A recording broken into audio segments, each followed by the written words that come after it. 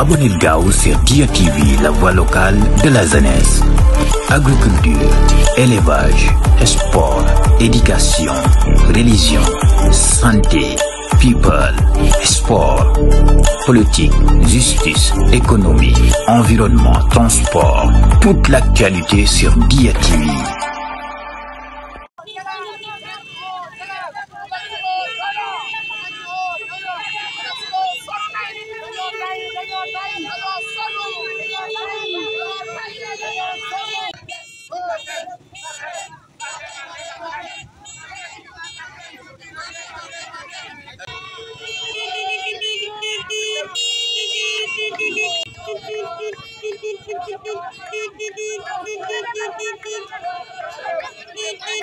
À soif. Ça fait plus de 3 mois que Dia vit cette situation. On se réveille à 3 heures du matin pour avoir le liquide précieux. Et cette situation ne peut pas continuer. Notre problème, c'est avec Flexo. Flexo doit dégager. Je ne peux pas comprendre. On n'a pas d'eau et on nous donne des factures tellement élevées. C'est inadmissible. Avant hier, ils étaient là pour couper et nous avons refusé. On ne peut pas continuer de vivre cette situation. Les autorités doivent réagir. Réagir parce que nous avons un forage qui est là, que nous avons construit, qu'ils ont construit, qu'on n'arrive pas à avoir de matériel. Le matériel est équipé aussi. Le forage doit être équipé. Ce forage doit être équipé, sinon cette situation ne sera jamais réglée. Cette situation ne sera jamais réglée. Dia est desservi par 2 forages. Le forage de Ngoj, le forage de Gomon, ça ne suffit pas. Dia est maintenant grand. La population de Dia a besoin d'eau. Les autorités, aidez-nous. Aidez-nous. Cette situation est inaccessible et inacceptable. Et ça ne peut pas continuer. Nous appelons aussi le ministre Cheikh Tidiane Dièye de venir en aide à la population de Dia. Vraiment, voyez les braves dames qui sont autour de nous, qui se réveillent toujours à 3 heures du matin, qui abandonnent le mari. Les maris aussi, pareil, qui abandonnent leurs femmes pour chercher de l'eau à 3 heures du matin. Ils se réveillent ici à 3 heures au Sénégal pour avoir de l'eau. Et des fois même, on ne voit même pas le liquide. Ça ne peut pas continuer. Il faut que les gens pensent à Dia. La hausse des factures, nous le constatons toujours. Les factures sont élevées. Nous sommes en milieu rural.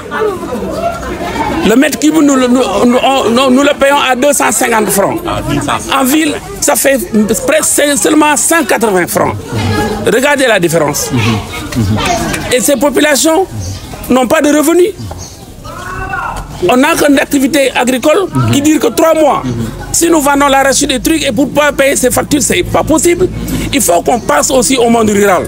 Cette situation... Il y a les branchements. Par rapport aussi aux branchements. Les branchements sont chers. Avec Flexo, tout est devenu cher. Avant, on gérait les forages au niveau local. Depuis que le Flexo est arrivé, la situation est compliquée. Donc vraiment, nous demandons de l'aide. Aidez-nous, aidez-nous, Dia a soif. ñun waa Dia ñun dañoo mar am nañ ñetti weeri yàlla amuñ ndox mi day xororori te tëj nañ robinet Ngooj wëccee ñu robinet Gomon ñun tey ñu ne dafa paan suba ñu ne dafa jag te ñun mënuñoo continuer ci loolu ñun ñàkk nañ ndox ñetti weeri yàlla mënuñoo fóot mënuñoo sangu mënuñoo def dara xale yi dañoo daw ba bugg a dee ku ci xëy fajar doo jóg fajar sax 3 heures du matin ngay jóg soo jógee 3 heures du matin sa robinet du am dara nga daw ca robinet mbedd ya du am dara nga daw ca teen ya ñun amuñ teen sax teen buñ rootee sax lañ am ñun Dia amul teen Dia amul teen man Dia laa dëkk su ma ne amuñ teen kay Dia amuñ teen amuñ benn teen bu baax robinet bi forage bi fi nekkoon xorom ñu gas beneen mu xorom ñu gasaat beneen ca xurwa te defaraguñ ko nañ ñu defaral suñ forage bi filtré ñu ko suñ ko filtré rek ñun ñu mën a dem waaw léegi ñu ngi oo autorité yi yëpp ñu ngi oo waa Flexi oo moom ootuñ leen ndax dañ ñu bëgg a fontoo am waa Flexi oo ñu ngi oo ministre bi ñu ngi oo ministre bi ñu ngi oo suñ autorité yi ñu ngi oo waa commune yeeg sous-préfet ñëpp la ñu oo ñu jàppale ñu nañ ñu jàppale dimbale ñu ngir yàlla nañ ñu jàppale dimbale ñu ngir yàlla ndax ñun sonn nañ lool ba fu coono em sonn nañ ko gune yu ndaw yi nelewuñ màggat ñi nelewuñ bala ngaa jóg fajar di julli dangay am ndox moo jàppee soo jógee fajar doo am ndox moo jàppee doo am dara nga toogaat ba bët set doo gis dara nañ ñu jàppale nañ ñu dimbale ngir yàlla nañ ñu dimbale jërë ngeen jëf.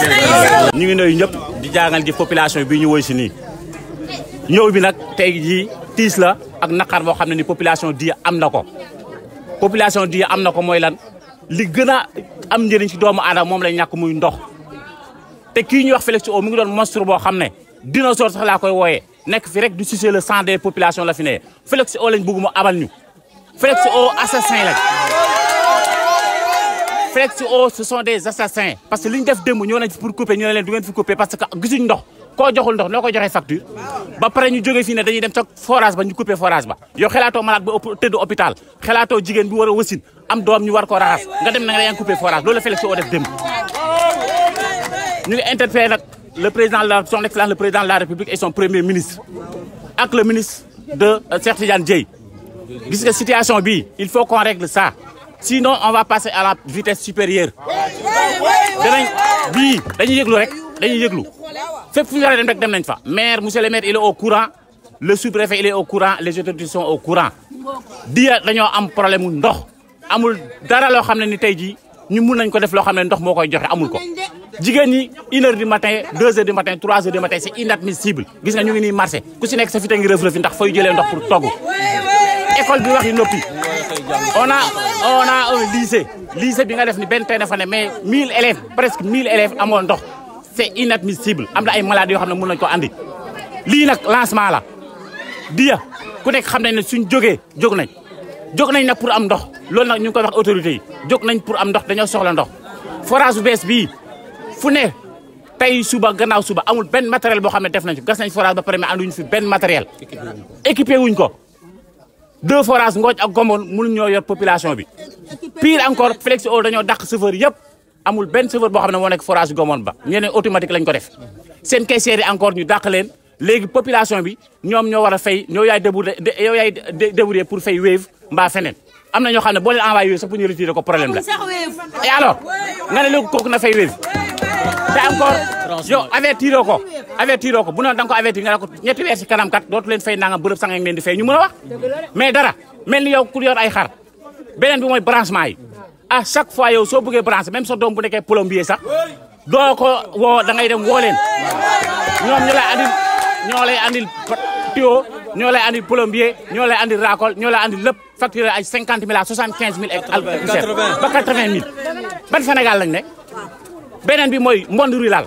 ñun xanaa sénégalais du sénégalais ñun ñëppay fay impôt ville bi ñu ngi leen di taxé mètre cube 180 ñun béykat yi ñu taxé ñu 250 sur quelle base xanaa sénégalais du sénégalais Félix O Médina Sabax ñu ngi koy jooy Kaymoor ñu ngi koy jooy Saloum ñu ngi koy jooy Kër Madiabel ñu ngi koy ñëpp a koy jooy c'est un problème national tout ce qu'on demande à l'État mu rompre contrat ak Félix O bi Félix O nañu abal Félix O nag fi dara lu dul rey doomu aadama yi loolu mooy moom que ça cesse nag na jeex tag na fi jeex Félix O ñu ngi ñaan autorités yi nañu wax ak Félix O bàyyi ñu suñu ndox ba ñuy yor suñu ndox dañ doon am ndox Félix O ñëw fekk fi ay millions yaa ngi dégg millions yi kenn xamul xaalis bu fi ñu ko dugal ba pare nag teg ñu facture yoo xam ne kenn mënu ko fay te loolu doo gis ndox doo dégg ndox loolu tey jeex lii nag suñ ko réglé wul on va passer à la vitesse supérieure muy Diya muy Ndiébel tout le monde est prêt dañ ko def waaye danañ taxaw pour am ndox nag jërë ngeen jëf